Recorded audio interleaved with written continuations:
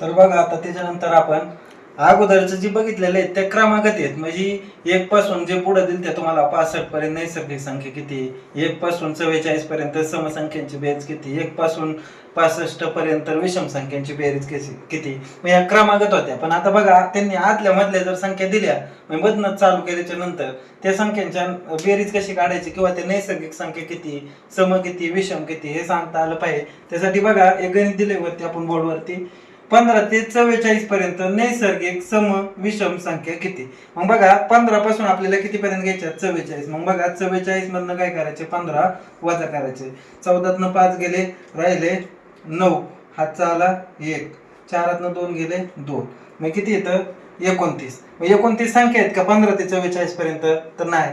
तर ज्यावेळेस तुम्ही 44 मधनं 15 मायनस करत असता त्यावेळेस ती 15 ही संख्या त्यात मोजली जात नाही, म्हणून अधिक 1 केलं जातं. मग टोटल संख्या किती येतं तिथं 30. 15 ते 44 पर्यंत एकूण संख्या किती येतं 30. मग नैसर्गिक संख्या भेटल्या तुम्हाला 30. त्यानंतर बघा त्यात सम संख्या किती असणार आहेत आणि विषम किती असणार आहेत, तर ती कशा ओळखायच्या. बघा पहिली दिलेली सगळ्यातली संख्या आहे विषम आहे आणि शेवटची किती आहे, कुठली आहे, सम आहे. मग दोन्ही संख्या काय असणार आहे तिथं समान समान असणार आहेत. म्हणजे 30 नैसर्गिक संख्या असतील तर 15 सम असतील आणि 15 विषम असतील. त्याच्यानंतर बघूयात आपण की त्याची बेरीज कशी काढायची. आता बेरीज कशी काढायची तर बघा कंटिन्यू करू आपण. तर बघा तुम्हाला एकदा एकूण संख्या काढता आल्याच्या नंतर तुम्ही पुढले बेरीज काढणं एकदम सोपं आहे, कारण सगळ्यात महत्वाचं एकच गोष्ट आहे की नैसर्गिक सम आणि विषम ह्या संख्या ॲक्युरेट काढणं महत्वाचं आहे. हे काढल्याच्या नंतर एका सूत्रात सगळ्या संख्यांच्या बेरजी निघतात. बघा आता कशी काढायची बेरीज, तर पहिली नैसर्गिक संख्येची बेरीज काढून दाखवतो. कुठनं 15 ते 44 पर्यंत.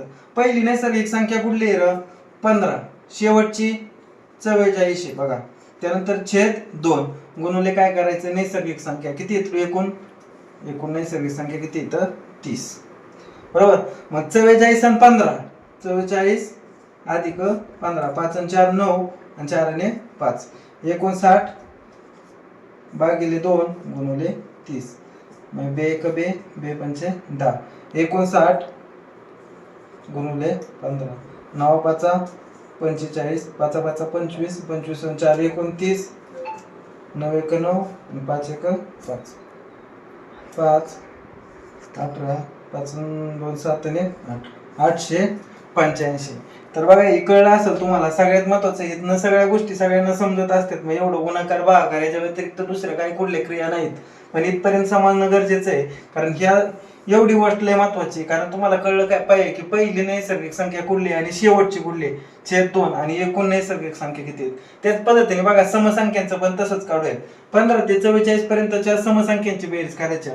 तर पहिली समसंख्या काय असणार आहे 16 आणि शेवटची काय असणार आहे 44 भागिले 2 गुणुले एकूण समसंख्या किती येतं 15. 44 आणि 16 होत्यात 60, 60 छेद 2 गुणुले 15, 2 6 राहिलेलं 0, 15 45, 450.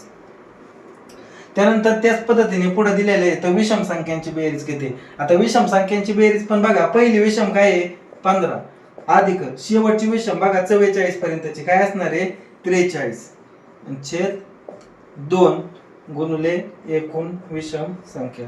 43 आणि 15 बघा 43 आणि 15 किती होतात 58, 58 छेद 2 गुणुले 15, 2 4 92 18, 29 गुणुले 15 याचा गुणाकार करा, येणारं उत्तर भेटेल तुम्हाला